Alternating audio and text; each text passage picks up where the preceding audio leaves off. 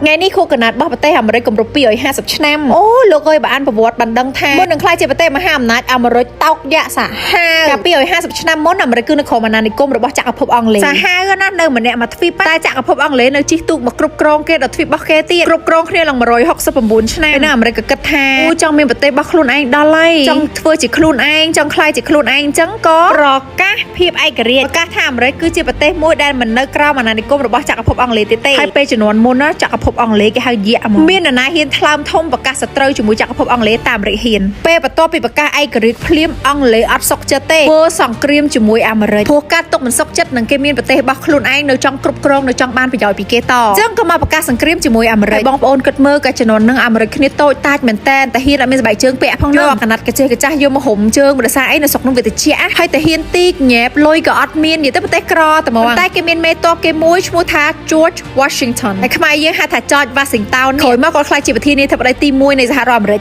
គាត់នឹងឯកាលមុនជាមេតបរួបរวมគាត់ធ្វើឲ្យអាមេរិកអត់បាក់ទឹកចិត្តគាត់ប្រើពាក្យមួយថាពិភពលោកនេះនឹងស៊ីមនុស្សសោជាអាហារហើយស៊ីទាំងរស់ទៀតអញ្ចឹងបើយើងមិនស៊ូទេមួយជីវិតនេះគឺយើងនៅតែបែបហ្នឹងប្រកាសសង្គ្រាមវាយគ្នា7ឆ្នាំចក្រភពអង់គ្លេសនាំទ័ពរបស់ខ្លួនជាកប៉ាល់យក្សឆ្លងទ្វីបដើម្បីមកវាយជាមួយអាមេរិក7ឆ្នាំពេញអាមេរិកមានផ្នត់គំនិតមួយថាចូលមកប្រមាណគឺឲ្យត្រឡប់ទៅផ្ទះវិញបានមកប្រមាណបាត់ខ្លួនប៉ុណ្ណឹងមកប្រមាណបាត់ខ្លួនប៉ុណ្ណឹងចក្រភពអង់គ្លេសក៏មានអារម្មណ៍ថាដូចជាខាតធំដល់ហើយអស់ទាំងទ្រព្យសម្បត្តិសំពៅកប៉ាល់អស់ទាំងធនធានមនុស្សអស់ទ័ពគ្រឿងសព្វាវុធដូចជាខាតហើយដូចអត់បានចំណេញអីមកសោះពីព្រោះខ្លួនត្រូវជីឆ្លងទ្វីបដើម្បីទៅវាយគេដល់ផ្ទះគេហើយទៅប្រមាណបាត់ខ្លួនប៉ុណ្ណឹងទៅប្រមាណបាត់ខ្លួនប៉ុណ្ណឹងជាហេតុធ្វើឲ្យអង់គ្លេសក៏ប្រកាសចុះចាញ់ពេលនោះឯងអាមេរិកក៏ទទួលបានឯករាជ្យពេញទីហើយជារៀងរាល់ឆ្នាំនៅក្នុងថ្ងៃទី4ខែ7ដែលគេហៅថា July 4 អាមេរិកប្រារព្ធកម្មវិធីធំខ្លាំងមែនទែនទី1ដើម្បីគោរពបូជាទៅដល់អ្នកដែលបានពលីជីវិតទី2ដើម្បីប្រកាសភាពខ្លាំងក្លានិងមិនព្រមចោះចាញ់របស់ខ្លួនហើយមេតប George Washington ហ្នឹងឥឡូវហ្នឹងមុខគាត់នៅក្នុងกระดาษប្រាក់$1ហើយអាមេរិកតែងតែតាំងនាមខ្លួនឯងគឺជាប្រទេសមួយនៃការចាប់ផ្ដើមសារជាថ្មីមានថ្ងៃមួយនោះប្រធានាធិបតីទី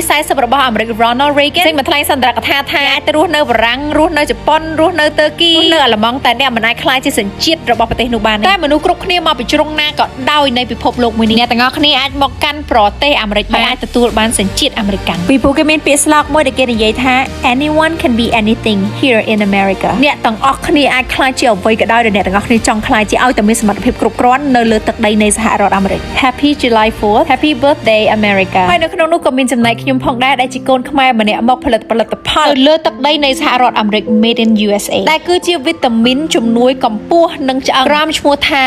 Nextra Labs ដែលជួយដល់កម្ពស់របស់ក្មេងអាយុចាប់ពី12ទៅដល់18ឆ្នាំមានវីតាមីនជាច្រើនដូចជាវីតាមីន D កាល់ស្យូម Ashwagandha វីតាមីន C និងសង្កសីដែលជំនួយដល់ឆ្អឹងឲ្យលូតលាស់បានល្អបន្ថែមទៅលើកម្ពស់ធម្មជាតិរបស់ខ្លួនពីព្រោះខ្ញុំជឿថាកម្ពស់ជារឿងដែលចាំបាច់ហើយអាយុផុត18ឆ្នាំហើយគឺមិនងាយនៅក្នុងការលូតកម្ពស់បន្ថែមទៀតទេសម្រាប់បងប្អូនដែលចង់បានជាមួយនឹងផលិតផលសុទ្ធពីអាមេរិកអាចតាក់ទងមកកាន់យើងបានទាំងនៅអាមេរិកនិងនៅកម្ពុជាយើងបានចូល website ផ្លូវការរបស់អាមេរិកគឺ Amazon, eBay និង TikTok ឥឡូវនេះយើងកំពុងតែមាន promotion ផងដែររស់រានឡើងណា